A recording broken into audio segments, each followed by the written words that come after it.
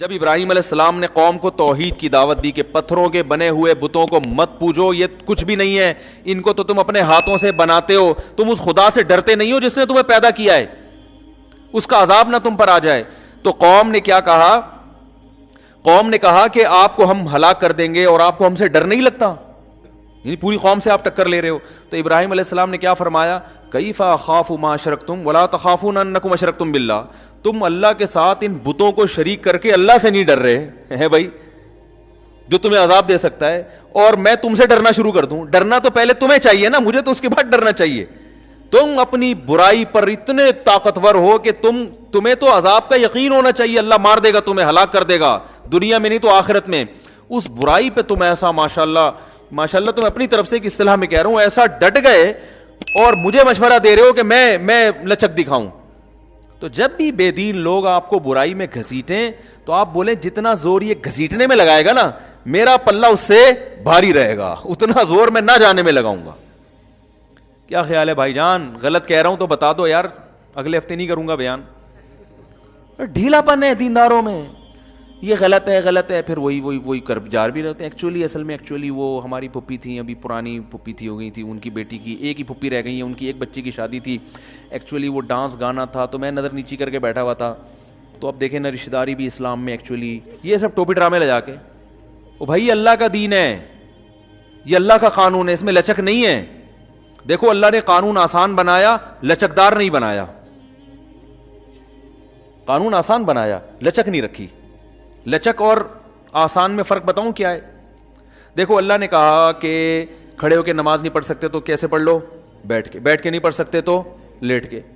اب آپ نے کہا جب اتنی آسانیاں دی ہیں تو چلو آج نہیں پڑھو. بھائی نہ پڑھنے کا آپشن، پڑھنی تو پڑے گی. کھڑے ہو کے نہیں پڑھ سکتے، بیٹھ کے نہیں پڑھ سکتے، لیٹ کے میں پڑھوں گا ہی نہیں. کہ جب اتنی اللہ نے آسانیاں رکھ دی ہیں تو اس کا مطلب اللہ تعالیٰ کو نماز کی کوئی اتنی اہمیت نہیں ہے. اسلام تو ایک وسیع مذہب ہے، اسلام تو آسانیاں دے رہا ہے. جب کھڑے ہو کے نہیں پڑھ سکتے تو بیٹھ کے، تو اس کا مقصد تھا آسانی. تو اب مجھے پڑھنے میں ہی بڑی مشکل ہو کیونکہ لیٹ کے بھی وضو تو بہرحال کرنا پڑے گا نا. آج ہی کا مسئلہ ہے، کسی کو میں نے بتایا بھائی وضو تو کرنا پڑے گا. کیسے؟ میں نے کہا بھائی اپنے کسی خادم سے بولو بھائی تسلا لے کر آئے، وہاں پانی میں آپ کو وضو کرائے، لوٹا لے کے کسی بھی طریقے سے وضو کرائے، تو کرانا پڑے گا. اچھا پھر اسلام نے آسانی رکھی، وضو نہیں، پانی نہیں ہے تو کیا کرو؟ تیمم.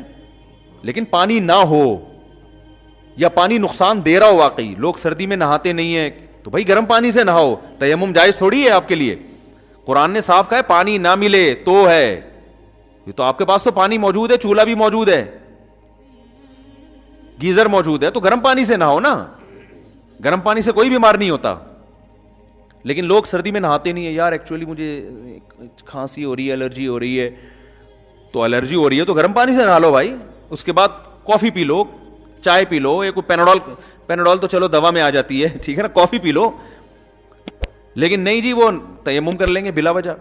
تیمم جب جائز ہے جب پانی نہ ہو، یا پانی گرم پانی بھی اگر کسی کو نقصان دے رہا ہے، ڈاکٹر کہہ دے یا آپ کو غالب گمان ہو جائے کہ بھائی گرم پانی سے بھی میں مر جاؤں گا، پھر ٹھیک ہے تیمم پہ آ جاؤ. اب تیمم تو کرنا پڑے گا. اب آپ کہتے ہو یار پانی بھی نہیں ہے تو تیمم کے لیے اب میں ایکچولی کہاں جاؤں، وہ بچہ بھی کوئی نہیں ہے جو بالٹی میں مٹی لے کر آئے، تو آج بغیر تیمم کے پڑھ لو، ہو جائے گی نماز. جتنی آسانی اللہ نے پیدا کر دی وہ کر دی. اب اس میں لچک نہیں ہے، اس میں قانون مضبوط ہے. اور اہل حق کی علامت یہ ہوتی ہے کہ قانون آسان بناتے ہیں مگر اس میں آپشن نہیں ہوتا. جتنے آپشن اللہ نے دے دیے وہ تو ہے، تیسرا اپنی طرف سے نہیں ڈال سکتے آپ. ہم جو جناب غامدی صاحب کی مخالفت کرتے ہیں نا، اسی بیس پہ تو کرتے ہیں کہ اللہ تعالیٰ نے رمضان کا روزہ چھوڑنے کی اجازت دے دی، قرآن میں صاف بتا دیا سفر میں بھی اجازت ہے اور بیماری میں بھی. تیسری کوئی وجہ اللہ نے نہیں بتائی. آپ نے تیسری وجہ خود سے گڑ لی کہ کل آپ کا اگر پیپر ہے اور تیاری کرنی ہے تو آپ پیپر کی تیاری کے لیے بھی رمضان کا روزہ چھوڑ سکتے ہیں. یہ آپ کا گڑا ہوا مذہب ہے. اور دلیل یہ دی کہ سفر میں بھی ٹینشن ہوتی ہے، مشقت ہوتی ہے، تو مشقت تو اس میں بھی ہے، تو اسلام نے اجازت دی ہے. تو اس کا مطلب ہے کہ سفر میں اگر ٹینشن نہ ہو پھر آپ کو روزہ چھوڑنے کی اجازت نہ دیں اس کو، ہے بھائی ہر سفر میں ٹینشن تھوڑی ہوتی ہے. غریب آدمی کے لیے جہاز کا سفر وہ تو ٹینشن ختم کر دیتا ہے اس کی. ایک آدمی کو لیاری ندی سے اٹھا کے لائیں آپ جھونپڑی سے، اور آپ اس کو جہاز میں بٹھا دیں، وہ کہے گا ہاں زبردست سفر میں مزہ آ رہا ہے بھائی، اس کو ٹینشن ہوگی؟ اس کو تو نماز پڑھنے کا پھر حکم دینا چاہیے آپ، جبکہ وہاں بھی کہتے ہیں کہ نماز چھوڑ سکتا ہے، ہم بھی کہتے ہیں چھوڑ سکتا ہے. وجہ اس کی یہ کہ سفر میں اللہ نے چاہے مشقت ہو یا نہ ہو، بیماری میں اللہ نے اجازت دے دی. اس کی تیسری کوئی اجازت نہیں. مشقت مقام پہ جتنی مرضی ہوگی روزہ رکھنا پڑے گا. علماء نے یہاں تک لکھا ہے کہ اگر کوئی کوئلے کی کان میں کام کرتا ہے لیکن سفر میں نہیں ہے، وہ کوئلے کی کان میں کام کرتا ہے، اسے پتا ہے کہ میں کوئلے کی کان میں اتروں گا، 1 گھنٹے کے بعد زبان میری پیاس سے خشک ہو جائے گی، روزہ چھوڑنے کی اجازت اسے بھی نہیں ہے، کیونکہ نہ وہ مسافر ہے نہ وہ بیمار ہے. تبھی ہم کہتے ہیں فقہا سے دین سیکھو. وہ فقی ان کو کہا اس لیے جاتا ہے، فقی کہتے ہیں، فقہ کہتے ہیں سمجھ کو. فقہا سے دین سیکھو، وہ قرآن اور سنت کے مزاج کو زیادہ سمجھتے ہیں. اب سوال پیدا ہوتا ہے وہ کرے گا کیا؟ وہ کوئلے کی کان میں جب اترے گا صبح صادق کے بعد، پہلی بات تو ہم کہیں گے بھائی نائٹ ڈیوٹی کرو، دن میں کرو ہی نہیں ہے کام. لیکن اگر مجبوری ہے، آپ کو کمپنی اجازت نہیں دے رہی یا جاب سے جانے کا خطرہ ہے، تو پھر آپ کیا کریں گے؟ آپ روزہ رکھیں گے، کوئلے کی کان میں اتریں گے، اور جب حالت ایسی ہو جائے کہ آپ کو ڈر ہو کہ میں یا تو مر جاؤں گا یا بے ہوش ہو جاؤں گا یا بیمار ہو جاؤں گا یا بی پی لو ہو جائے گا یا کوئی بیماری پیدا ہونے کا خطرہ ہو جائے، تو آپ روزہ توڑ دیں. کیونکہ روزہ توڑنے کی اجازت شریعت نے ایسے موقع پہ دی ہے، چھوڑنے کی اجازت نہیں. آ رہی بات میرا خیال ہے. قانون کو فالو کرنا پڑے گا، جتنا بتا دیا اپنی طرف سے گنجائشیں تھوڑی نکالیں گے ہم. علماء نے کیسی پیاری بات لکھی، فرمایا ایسا شخص روز روزہ رکھ کے روز توڑ دے گناہگار نہیں ہوگا، چھوڑ دے گا تو گناہگار ہوگا. بات آ رہی ہے سمجھ میں؟ روز روزہ رکھ کے جب حالت ناقابل برداشت ہو جائے توڑ دے، چاہے 1 گھنٹے بعد ہو جائے، 50 منٹ بعد ہو جائے، 4 گھنٹے بعد ہو جائے، توڑ دے روزہ. چھوڑنے کی اجازت نہیں ہے. تو یہ اسلام ہے بھائی، لگے بندے قانون ہے اس کے. دیکھو فجر کی نماز صبح صادق کے بعد ہوتی ہے نا، صبح صادق سے 1 منٹ پہلے پڑھ لی ہو جائے گی نماز. کہ یار ایکچولی آج مجھے ذرا جلدی تھی تو میں آج 1 رکعت پہلے پڑھوں گا، 1 رکعت صبح صادق کے بعد، اور وہ والی ذرا لمبی پڑھ لوں گا. بھائی جتنی بھی لمبی پڑھ لو نماز نہیں ہوگی. آپ صبح صادق جب تک نہیں ہوگی فجر کا وقت داخل نہیں ہوگا. اسی طرح ظہر ہے، عصر ہے، مغرب ہے، عشاء ہے، ہر نماز کا ایک ٹائم ہے، اس میں 1 سیکنڈ بھی. اچھا روزہ افطار کا ٹائم اللہ نے کیا کہا کہ بھائی جب سورج غروب ہو جائے، ٹھیک ہے نا. آپ نے کیا کیا کہ بھائی آپ کسی ایسے کنٹری میں تھے جہاں 18 گھنٹے کا روزہ تھا گرمی کا، آپ نے 18 گھنٹے کی گرمی برداشت کر کے روزہ رکھا، اور آپ نے کہا ابھی 1 سیکنڈ باقی ہے، چلو 1 سیکنڈ پہلے ہی کھا لیتا ہوں. جہاں میں نے اتنا، اللہ اس 1 سیکنڈ کی وجہ سے میرا روزہ برباد نہیں کرے گا. اور آپ نے قیاس یہ کیا کہ 1 کروڑ روپے مجھے کسی کے قرضہ دینا تھا تو میں نے 99,90,999 روپے دے دیے، 1 روپیہ رہ گیا تو کون سا وہ کوئی غصہ کرتا ہے؟ یار ایک تو سمجھانا بڑا مشکل کام ہے یار. بس یہ بات سمجھا کے میں بیان ختم کرتا ہوں. دیکھو ایک آدمی کو آپ نے 1 کروڑ روپے ادھار واپس کرنے تھے، وہ بیچارہ کنفیوز تھا، پتہ نہیں 1 کروڑ روپے میرے دے گا کہ نہیں دے گا، پتہ نہیں یار یہ میرے ساتھ، وہ ہر وقت ڈرتا رہتا ہے نا. ایک دن آپ آئے، آپ نے کیا کیا، اس کو گڈی تھما دی نوٹوں کی، اور وہ گن رہے بیٹھ کے 1 لاکھ 2 لاکھ 3 لاکھ 99 لاکھ ہو گئے. اب 1 لاکھ باقی رہ گیا نا. ابے 1 کروڑ 100 لاکھ کو بولتے ہیں نا یار، ہیں 99 لاکھ پورے ہو گئے تو اس کی دل کی دھڑکن کم ہوگی کہ یار 1 لاکھ رہ گیا، کیونکہ اس کو ڈر ہے کہ پتہ نہیں یہ کھا نہ جائے نا. بہت سے لوگ پورے گڈی پکڑاتے ہیں اور 50 مان لیا، آدھے پیسے دیے، کچھ گڑبڑ کرتے ہیں، اس کا سانس بحال ہو رہا ہے نا. ہوتے ہوتے پھر وہ دوبارہ گنے تو 99,000 ہو گئے، اب 1,000 رہ گیا، اب سانس بحال ہو گیا اس کا. پھر گنتے گنتے گنتے 1000 میں بھی اس کے 999 پورے ہو گئے، 1 روپے کم تھا. تو وہ غصہ کرے گا آپ پہ، بولے گا چل یار 1 کروڑ روپے 1 روپیہ چل چھوڑ. بلکہ آپ اگر کہو گے نا میں گھر سے لے کر آتا ہوں، کہہ رہے ہیں لانے کی ضرورت نہیں ہے یار، چھوڑ بھائی، ٹینشن میرے لیے بھی یہاں انتظار میں ٹینشن، تیرے لیے بھی ٹینشن، چھوڑ بھائی، بلکہ یہ 5 روپے اور لے لے میری طرف سے. ایسا ہی کرے گا نا. ارے کیا ہو گیا، ایسے ہی تو کرتے ہیں راشن والے. ہم جب راشن لیتے ہیں تو اتنے روپے بنے تو 50-60 روپے وہ چھوڑ دیتے ہیں اکثر، کہ چھوڑو یار جہاں 10-20 ہزار میں 30 ہزار میں 50 روپے کیا، یہی ہوتا ہے نا. تو اب آپ نے کیا کیا، آپ نے یہی قیاس کیا کہ جی آپ تھے مثال کے طور پر ایسے کنٹری میں جہاں 18 گھنٹے کا روزہ تھا اور گرمی کا شدید روزہ، صبح صادق کے بعد آپ کی زبان خشک ہو گئی، آپ روزہ برداشت کر رہے ہو. اللہ کا قرضہ تھا 18 گھنٹے کا نا، بھوکا رہنے کا. اب آپ نے 17 گھنٹے گزر گئے، آپ کہہ رہے ہو اللہ تو مجھ سے خوش ہو گیا, میں نے اتنی پیاس برداشت کی, اتنی بھوک برداشت کی, اور کلابازیاں کھا رہا ہوں میں, لیکن میں روزہ نہیں توڑ رہا, اور جا کے نہا کے اپنا روزہ گزارا کر رہا ہوں.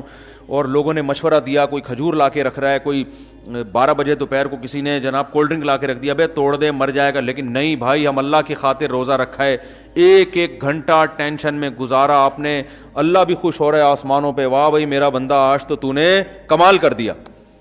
اب جناب ہوتے ہوتے ہوتے ہوتے 18 گھنٹے میں 17 گھنٹے پورے ہو گئے, 1 گھنٹہ رہ گیا.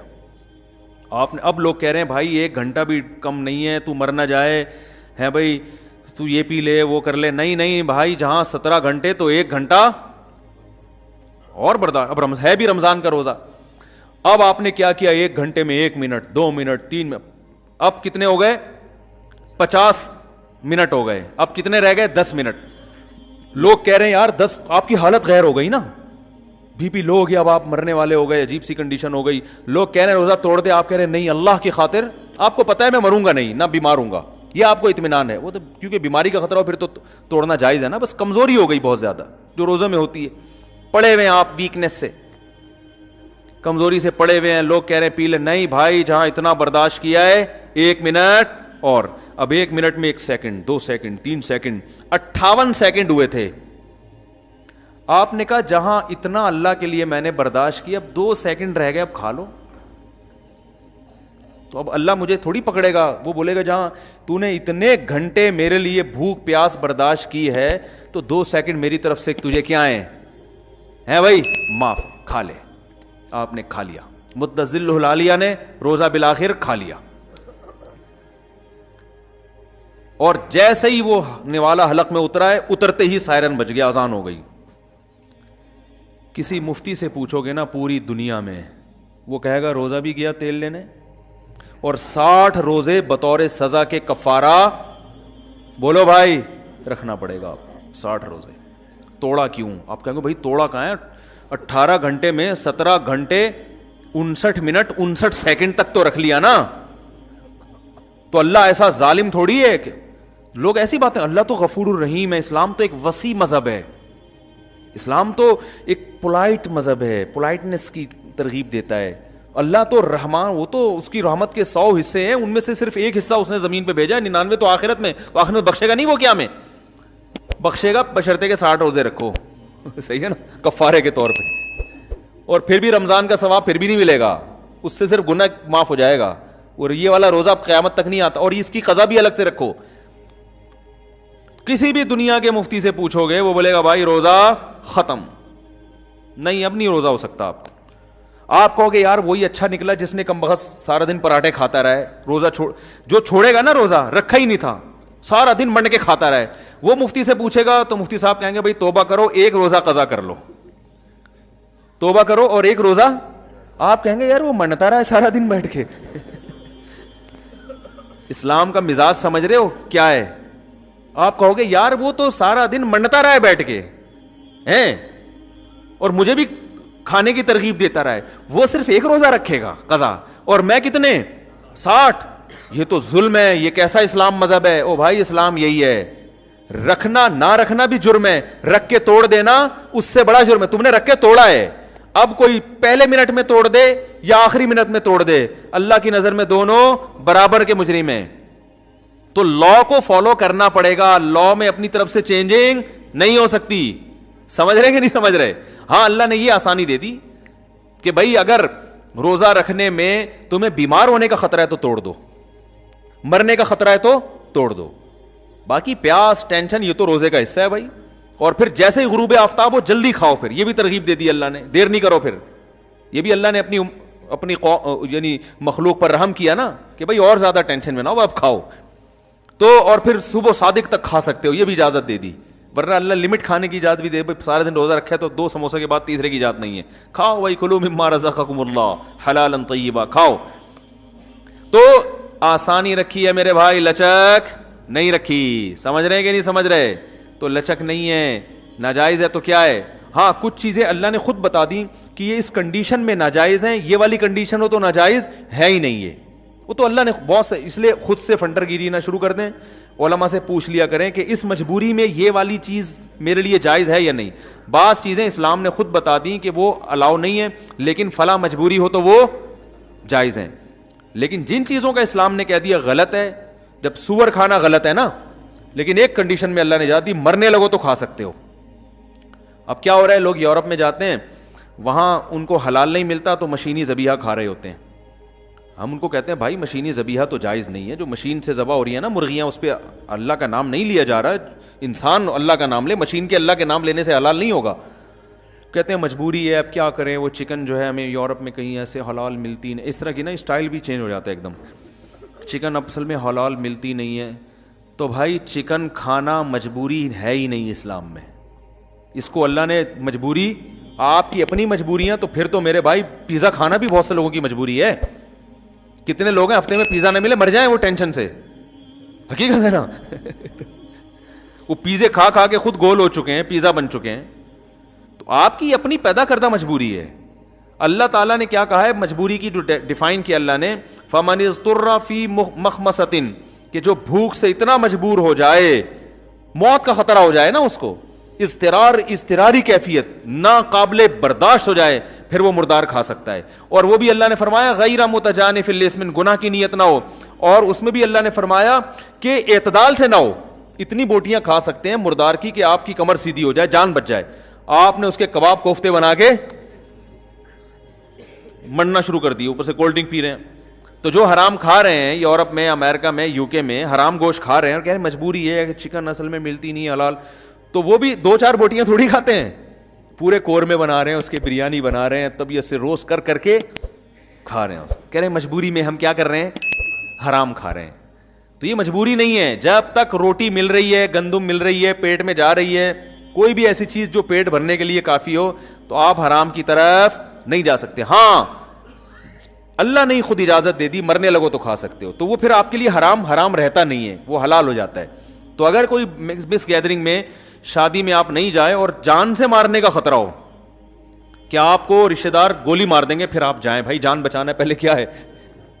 یا آپ جان سے مارنے کا خطرہ تو نہ ہو, ہاتھ پاؤں توڑ دیں گے آپ کے, ابا آپ کے مار کے ہاتھ توڑ دے گا آپ کے, تو پھر ہاتھ بچانے کے لیے آپ شادی میں جا سکتے ہیں. یا ہاتھ پاؤں تو نہیں ٹوٹیں گے, اتنا زیادہ ماریں گے کہ ادھموا کر دیں گے مار کے, تو بھی آپ جا سکتے ہو. ٹھیک ہے نا. ایسی اگر کوئی کنڈیشن نہیں ہے تو پھر یہ جو ہے نا کہ ایکچولی وہ ناراض ہو جائے گا فلانا, تو اس ناراضی کو شریعت نے مجبوری نہیں سمجھا. اس میں جو ناراض ہو رہا ہے وہ غلط کر رہا ہے. قطع رحمی کا, رشتہ داری توڑنے کا گناہ اس کو ہوگا جو اپنی محفل میں گناہ کر کے آپ کو ناراض کر رہا ہے. سمجھ رہے کہ نہیں سمجھ رہے؟ دیکھو ایک بات سنو, اللہ نہ کرے میں ان سے پیسے لے کے کھا جاؤں, اللہ نہ کرے, اور یہ میرے بالفرض سگے بھائی ہوں. اب کیا ہوا, ہم دونوں میں دشمنی پیدا ہو گئی, تو اس دشمنی کا گناہ ان کو ہوگا. قیامت میں اللہ ان سے پوچھے گا تم نے رشتہ داری توڑی, اللہ یہ کہیں گے اللہ میں نے تھوڑی توڑی ہے, توڑی تو اس نے جس نے میرے سے پیسے چھینے ہیں. تو ہمارے ہاں جو بھی ناراض ہوگا نا سب اسی پہ ڈال دیتے ہیں کہ یہ رشتہ داری توڑ رہا ہے. بھائی توڑنے میں یہ دیکھو توڑنے کا ذریعہ کون بن رہا ہے. ذریعہ وہ بن رہا ہے جو گناہ کر کے اپنے ان رشتہ داروں کو محفل میں آنے سے روک رہا ہے جو رشتہ دار اس گناہ میں شرکت قبول نہیں کرنا چاہتے, جو رشتہ دار اس گناہ میں شرکت نہیں کرنا چاہتے. تو اس لیے لچک نہ دکھایا کریں, جتنی لچک اللہ اس کے رسول نے دے دی ہے بس وہ ہمارے لیے کافی ہے. اس سے زیادہ شریعت کو تبدیل کرنے کی ضرورت نہیں ہے, اس پہ مضبوطی دکھانی پڑے گی. اللہ عمل کی توفیق عطا فرمائے. تو یہ آیت جو ہے نا, ان ربک هو اعلم بمن ضل عن سبیلہ, اللہ کو پتہ ہے کون اس کے راستے سے ہٹ گیا, کون سیدھے راستے پر ہے. تو معاشرہ اگر مخالفت بھی کرتا ہے کرنے دے بھائی, آخرت میں انشاءاللہ اللہ ایسے لوگوں کو الگ سے بلائے گا کہ تم نے میری خاطر مخلوق کو ناراض کیا. تو آج یقیناً اللہ اس کا بہترین بدلہ دے گا, کیونکہ اللہ بھی یہ چیز دیکھ رہا ہے. اللہ کا نام ہے شکور. شکور کہتے ہیں تھوڑے پہ بہت زیادہ دینے والا. ابراہیم علیہ السلام کو جو اللہ نے اتنا نوازا نا, وہ اس لیے تو کہ کلچر کے خلاف چلے تھے. جو کلچر کی غلط چیزیں تھیں ان کو ابراہیم علیہ السلام نے فالو نہیں کیا, اگینسٹ چلے کلچر کے. تو کلچر کی مخالفت میں بڑا ثواب ہے, ہاں بشرطے کہ کلچر غلط چیز پہ جا رہا ہو. کلچر میں ساری چیزیں غلط نہیں ہوتی ہیں, کچھ چیزیں صحیح بھی ہوتی ہیں. بعض لوگ زیادہ فنٹر بننے میں ہر چیز میں مخالفت شروع کر دیتے ہیں. نہیں یاری میرا خیال بات, ہر چیز میں مخالفت نہیں کر رہی. کلچر کی جو چیزیں ٹھیک ہیں بلکہ جو اچھی ہیں ان میں تو کلچر کو فالو کرنا چاہیے نا. تو ہمارے کلچر میں بھی کچھ چیزیں اچھی بھی ہیں, کچھ بری بھی ہیں. تو جو اچھی چیزیں ان کو اور پروموٹ کرنا چاہیے, جو بری چیزیں اس میں کلچر کا ساتھ نہیں دے سکتے.